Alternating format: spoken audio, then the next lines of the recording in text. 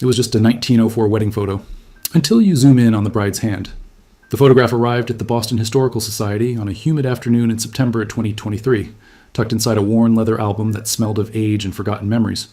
Marcus Reynolds, a 34-year-old archivist specializing in early 20th century African-American history, carefully lifted the image from its protective sleeve. It showed a wedding scene from 1904, a young black couple standing before a simple altar, surrounded by family and friends dressed in their Sunday best. The bride wore a modest white dress with lace sleeves, her expression serene and hopeful. The groom stood tall beside her, pride evident in his posture. Marcus had seen hundreds of photographs like this. Black families in Boston at the turn of the century had fought hard to document their lives, their joy, their milestones, proof that they existed, that they mattered. Despite a world that often tried to erase them, these images were precious, each one a small act of resistance against invisibility. He placed the photo under the magnifying light, beginning his routine examination. The details slowly emerged. The texture of the bride's dress, the wooden pews of what appeared to be a small church, the faces of guests captured mid-smile. Then his attention shifted to the bride's left hand, resting gently against her dress as she held a small bouquet of flowers. Marcus leaned closer. His breath caught. There, just visible beneath the delicate lace of her sleeve, was a small crescent-shaped scar on the inside of her wrist. Distinctive, perhaps half an inch long, the kind of mark that told a story, but it wasn't the scar itself that made his pulse quicken. It was the recognition. 3 months earlier, Marcus had been cataloging up police records from 1903, documenting cases involving the black community in Boston. Among them was a missing person report for a young woman named Clara, last seen near the Harbor District. The report included a detailed physical description, and one feature had been emphasized, a crescent-shaped scar on her left wrist, the result of a childhood accident. He pulled up the digital file on his computer, hands trembling slightly as he compared the images. The wedding photo was dated May 1904. Clara had disappeared in August 1903, 9 months earlier. Marcus sat back in his chair, his mind racing. The scar matched perfectly. The same size, the same location, the same unusual shape. But the woman in the wedding photo was identified in faded handwriting on the back as Grace and Thomas, May 14th, 1904. If this bride was Clara, then who was Grace? And why would a missing woman appear in a wedding photo under a different name, just months after vanishing without a trace? Marcus spent the next 2 days buried in archives, pulling every document he could find related to the 1903 disappearance.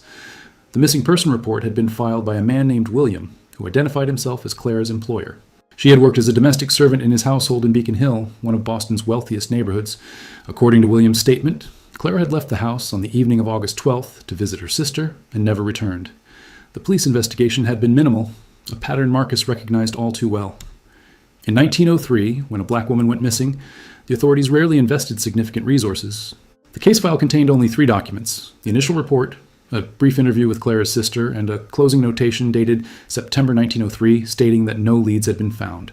The case would remain open, but inactive. Marcus found the sister's interview particularly haunting.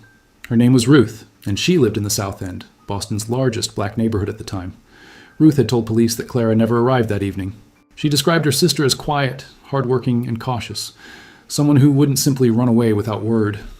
Ruth had seemed desperate in her testimony, insisting something terrible must have happened. But there was something else in Ruth's statement that caught Marcus's attention. When asked if Clara had any problems or concerns, Ruth had hesitated before saying no. The police officer had noted her pause in the margin. Witness appeared reluctant to elaborate.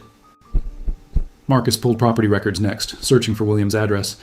The house on Beacon Hill had been substantial, a 4-story brownstone that still stood today, now converted into luxury condominiums. William himself had been a merchant, well connected in Boston's business circles. His household had employed several servants, all of them black, all of them living in cramped quarters on the top floor. Then Marcus found something that made him sit up straight, a newspaper article from August 1903, just days before Clara's disappearance. The society pages mentioned William hosting a dinner party, and among the guests was a judge known for his harsh rulings against black defendants. Another guest was a police captain who had publicly opposed allowing black families to move into certain neighborhoods. Marcus cross-referenced dates and locations, building a timeline. Clara had disappeared on a Tuesday evening. The dinner party had been the previous Saturday, 4 days between the two events. He turned back to the wedding photograph, studying every detail with fresh eyes. The church appeared modest, likely one of the black churches in the South End or Roxbury. The guests numbered about 20, their faces showing genuine happiness. The groom, Thomas, looked to be in his late 20s, sturdy and kind-faced. And the bride, Grace, or possibly Clara, stood beside him with a smile that didn't quite reach her eyes. Marcus noticed something else. While most of the guests looked directly at the camera, the bride's gaze seemed slightly off-center, as if she were watching the door. Marcus knew he needed more information about the wedding itself. He reached out to Dr. Evelyn Hart, a colleague at Boston University who specialized in African American genealogy and church records. If anyone could help him identify the church in the photograph and trace the couple, it would be her. They met at a small cafe near campus, the autumn rain pattering against the windows. Evelyn, a woman in her 60s with silver hair and sharp, intelligent eyes, studied the photograph through her reading glasses. "That's Bethlehem E," she said immediately, pointing to a distinctive detail in the background, a wooden cross with a particular carved pattern. African Methodist Episcopal Church in the South End. It was one of the central institutions for black families in Boston at that time. The building was torn down in the 1950s, but the congregation still exists, merged with another church in Roxbury. Marcus felt a surge of hope. Would they have marriage records from 1904? They should. Black churches were meticulous about documentation. It was one way to prove legitimacy in a system that often denied our humanity. Evelyn's expression grew more serious as Marcus explained his theory about Clara and Grace being the same person. "You think she was running from something?" "I think she was running from someone," Marcus corrected. "The question is, what happened that made her disappear, and how she ended up married under a different name 9 months later." Evelyn made a phone call to the current church leadership, and within an hour they had an appointment to view the historical records. The church's basement archive was a treasure trove of ledgers, photographs, and documents carefully preserved by generations of congregation members who understood the importance of remembering. The marriage record was there, clear and official. Grace Porter married Thomas Wright on May 14, 1904. The ceremony had been performed by Reverend Samuel Johnson.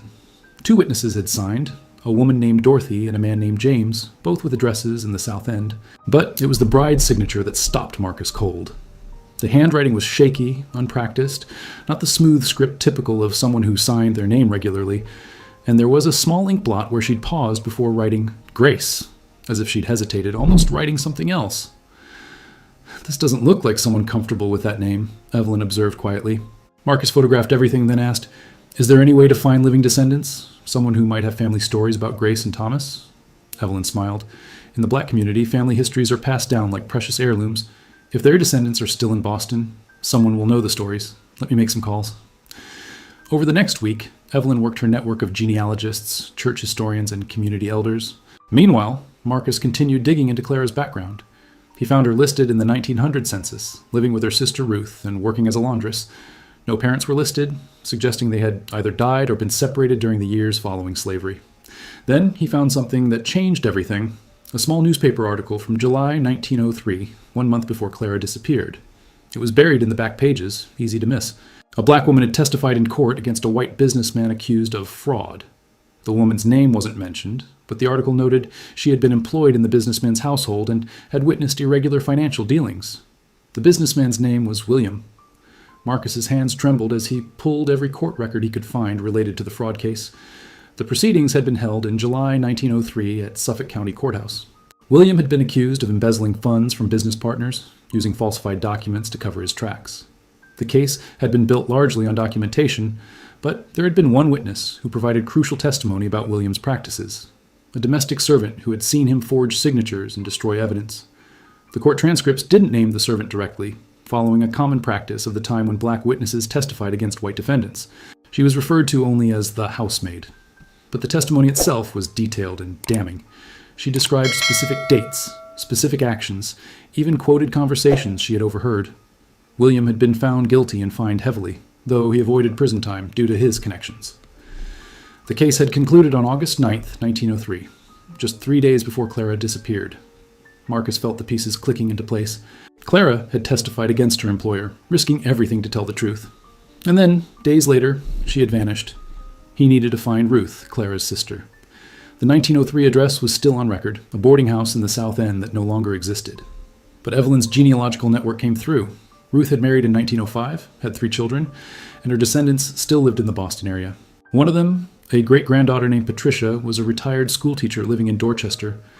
Patricia welcomed Marcus into her home on a cool October afternoon. She was in her 70s, her living room filled with family photographs spanning generations. When Marcus showed her the wedding photo, her eyes widened.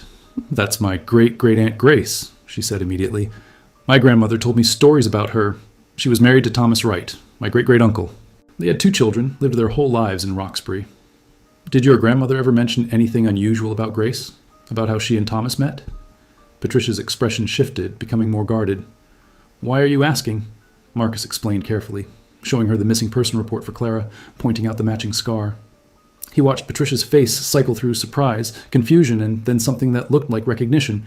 My grandmother once told me something, Patricia said slowly. When I was young, maybe 12 or 13, she said that Grace came to their family under difficult circumstances, that she'd been running from danger. She said the church community protected her, helped her start a new life. Patricia paused, her voice dropping. She said Grace's real name was something else, but we were never to speak of it.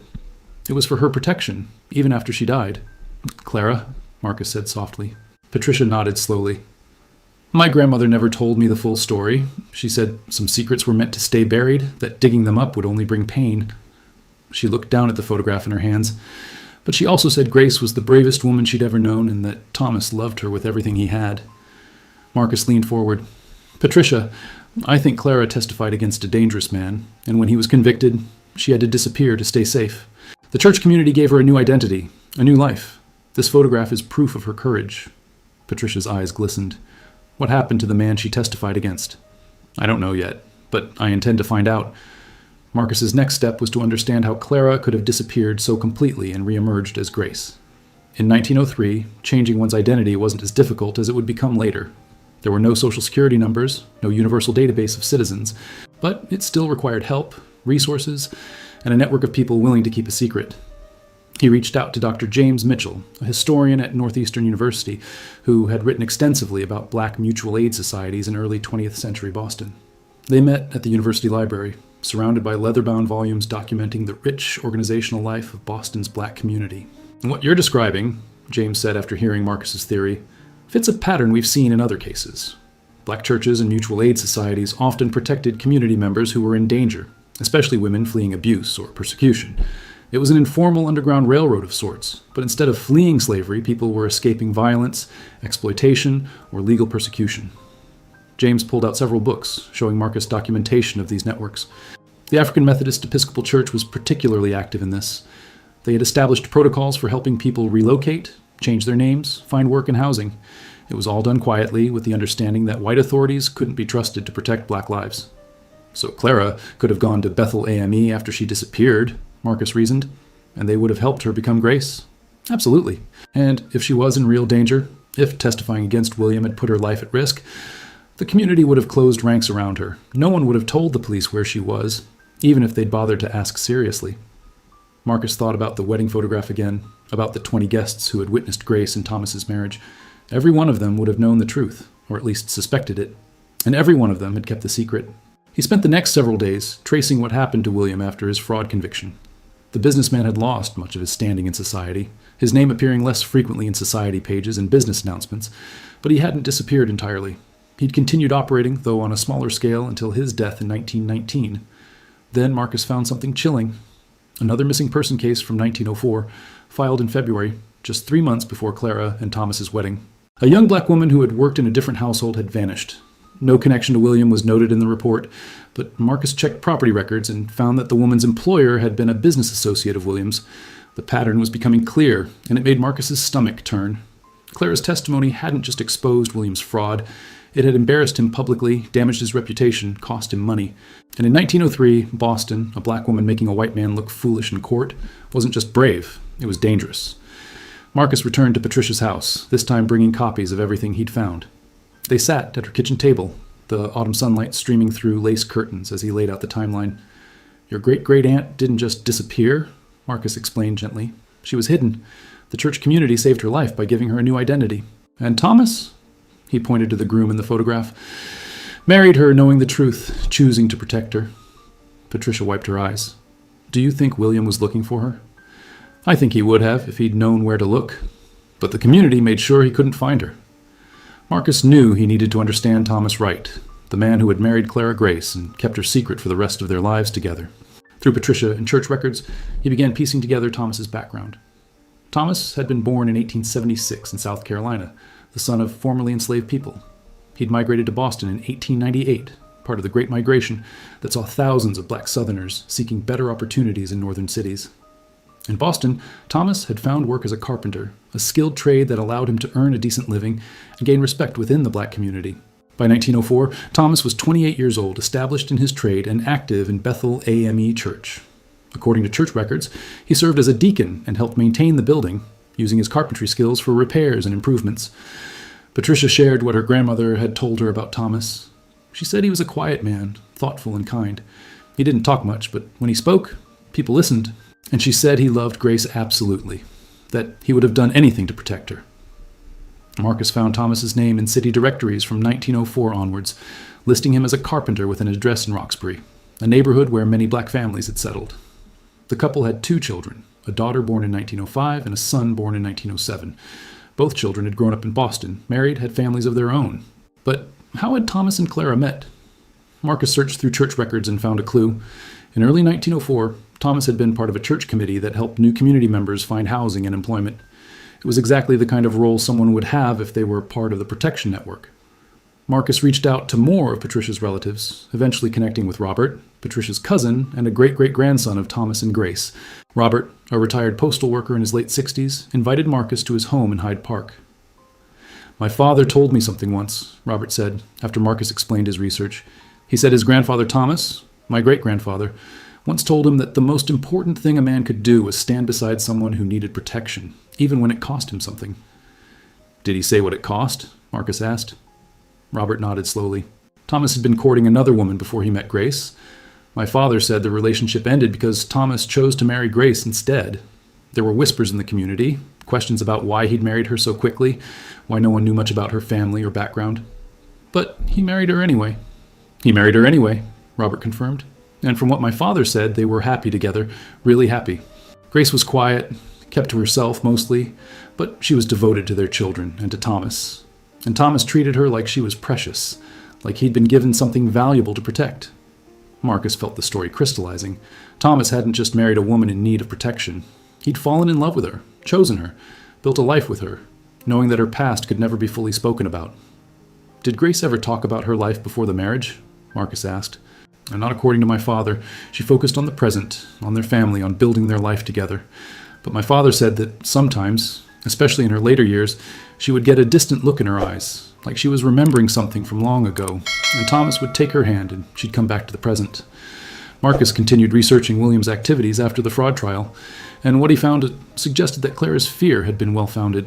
In September 1903, just 1 month after Clara's disappearance, a fire had destroyed the boarding house where Ruth lived, the same address Clara had supposedly been visiting the night she vanished. The fire had been ruled accidental, blamed on a faulty lamp. But the timing troubled Marcus. He found newspaper accounts describing how residents had barely escaped, how Ruth and her neighbors had lost everything. There was no mention of anyone being injured, but the message was clear.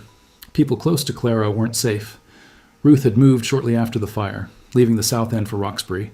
Marcus traced her movements through city directories and found that she'd settled on the same street where Thomas and Grace would live just a year later. The proximity wasn't coincidental. The sisters had stayed close, with Ruth helping to maintain Grace's secret while remaining part of her life. Marcus found Ruth's obituary from 1947. She'd lived to be 73, outlived her husband, and had been described as a pillar of the community, and devoted to her church and family. There was no mention of a sister named Clara, but Grace was listed among the mourners, along with devoted nieces and nephews. The more Marcus investigated, the clearer it became that Grace had lived her entire married life under the weight of her secret. She'd raised her children, attended church, participated in community life, all while knowing that her true identity could never be revealed. He found photographs from later years, Grace and Thomas at their daughter's wedding in 1926, both looking older but still close, Thomas's hand resting protectively on Grace's shoulder. Grace, at age 60 in 1935, surrounded by grandchildren, her expression peaceful but guarded. Thomas's obituary from 1942, describing him as beloved husband of Grace and noting his decades of service to the church and community. Grace had lived until 1952, dying at 77. Her obituary was brief but warm, noting her devotion to her family and church. There was no mention of where she'd been born, no reference to parents or early life. The obituary began with her marriage to Thomas in 1904, as if her life had started then. In a way, Marcus realized it had. Clara had died in 1903, erased by necessity. Grace had been born to take her place, to live safely, to love and be loved without fear. But Marcus found one more document that brought the danger into sharp relief. A letter from 1908, preserved in church archives, written by Reverend Samuel Johnson, the same Reverend who had married Thomas and Grace. In the letter, addressed to another AME minister in New York, Reverend Johnson discussed the church's responsibility to protect vulnerable community members. He wrote, "We have in our congregation several souls who came to us fleeing persecution and danger. They have built new lives here, taken new names, and found safety in our fellowship. But we must remain vigilant. There are those who would harm our people if given the chance, and our sacred duty is to ensure that chance never comes." The letter was dated August 1908, 5 years after Clara's disappearance, 4 years after her marriage to Thomas. The community had been protecting her for years, and they'd remained watchful, understanding that the danger might never fully pass. Marcus had been working on the case for nearly 2 months when he received an unexpected email. It was from a woman named Helen, who identified herself as William's great-great-granddaughter. She'd heard through genealogical circles that someone was researching her ancestor's fraud conviction and wanted to speak with him. They met at a neutral location, a library reading room in Cambridge. Helen was in her early 50s, a lawyer, and she carried herself with cautious professionalism. She'd brought a leather folder containing family documents. "I want to be clear about something," Helen said as they sat down. "My great-great-grandfather was not a good man. My family has known this for generations. The fraud conviction was only the beginning. There were other allegations, other problems that the family tried to cover up or ignore." Marcus listened carefully as Helen opened her folder. Inside were letters, newspaper clippings, and handwritten notes spanning decades. "After the conviction, William became obsessed with the woman who testified against him," Helen explained, her voice tight. "Family letters mention it. He felt she'd humiliated him, destroyed his reputation. He spent months trying to find her, but she'd vanished completely." "Did he ever find her?" Marcus asked, though he was almost certain he knew the answer. "No, and it drove him nearly mad.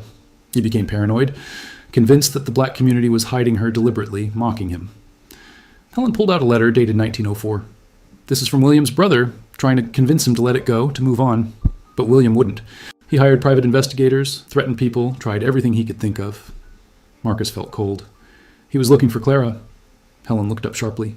"You know her name?" "Clara testified in the fraud case. She disappeared 3 days after the verdict. I believe your great-great-grandfather was trying to find her to punish her." Helen's expression hardened. "That would be consistent with everything else I know about him." She pulled out another document. "This is from 1905, a police report. William was arrested for threatening a black minister who refused to answer questions about members of his congregation. The charges were dropped. William still had enough influence for that. But it's clear what he was doing." "He was trying to find information about Clara," Marcus said. "The minister's name was Samuel Johnson," Helen confirmed, "the same reverend who had married Thomas and Grace." Marcus's chest tightened. The community hadn't just been protecting Clara abstractly. They'd been actively defending her against a specific, persistent threat.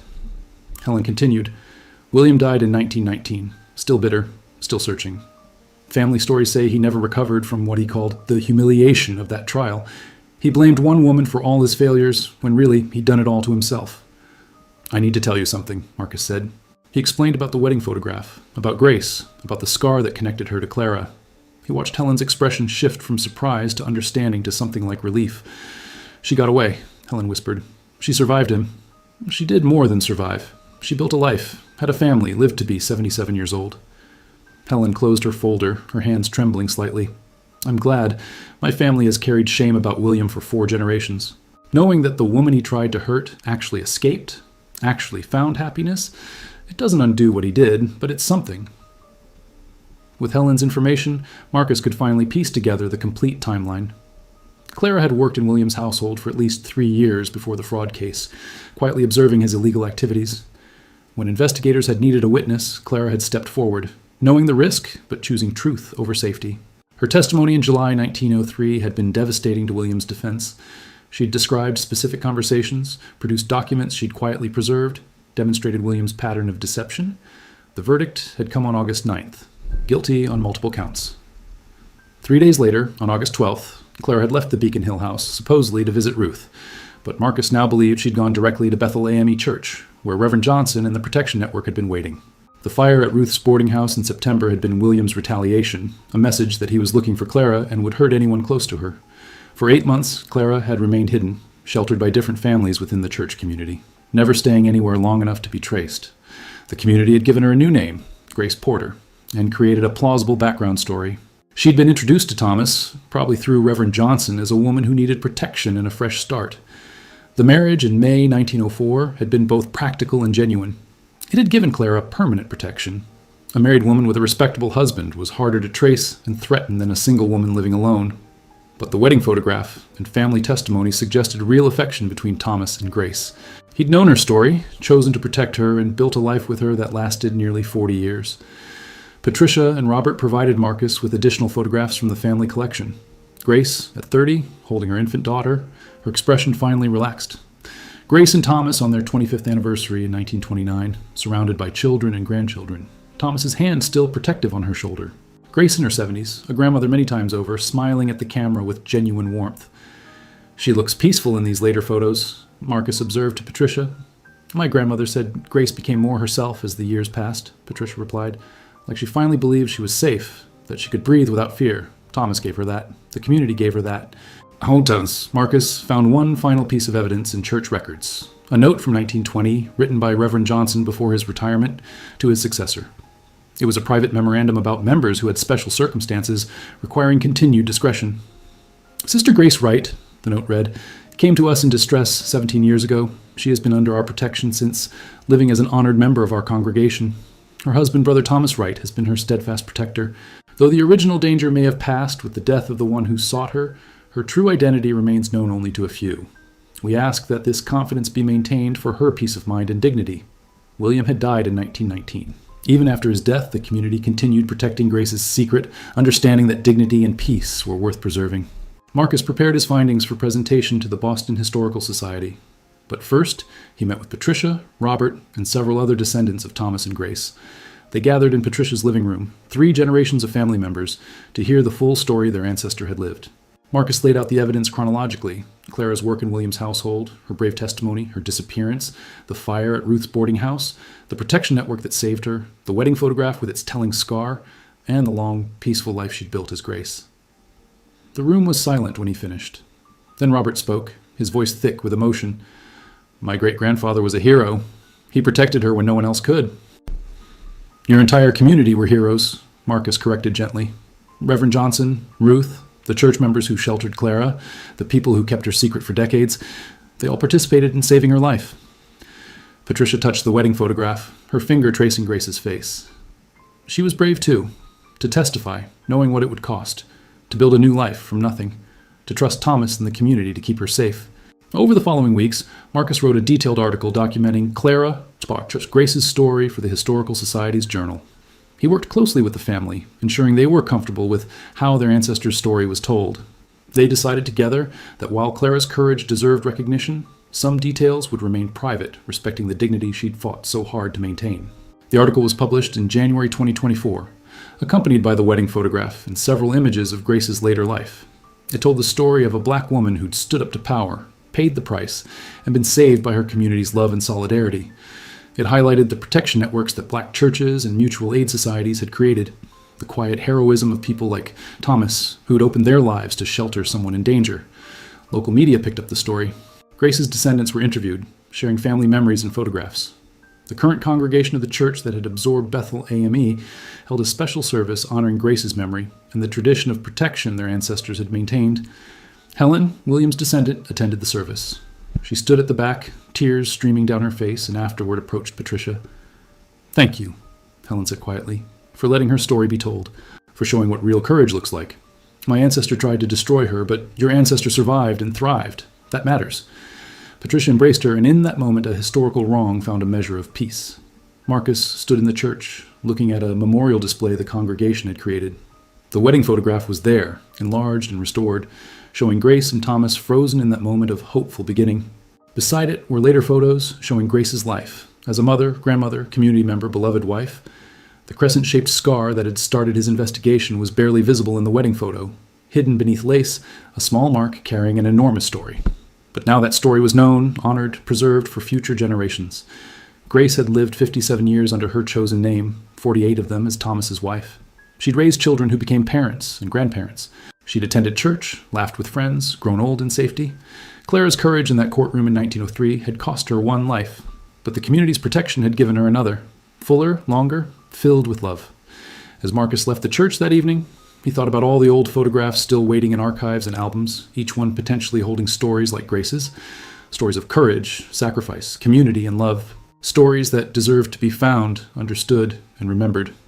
The wedding photograph had seemed ordinary at first glance, just another young couple beginning their lives together. But when you zoomed in, when you looked closely at the bride's hand, you found a scar that told a story of testimony, danger, disappearance, protection, and ultimately, survival. Grace's story was now part of history, her courage finally recognized, and the community that had saved her, Reverend Johnson, Ruth, Thomas, and countless others who'd kept her secret, were honored as the heroes they'd always been.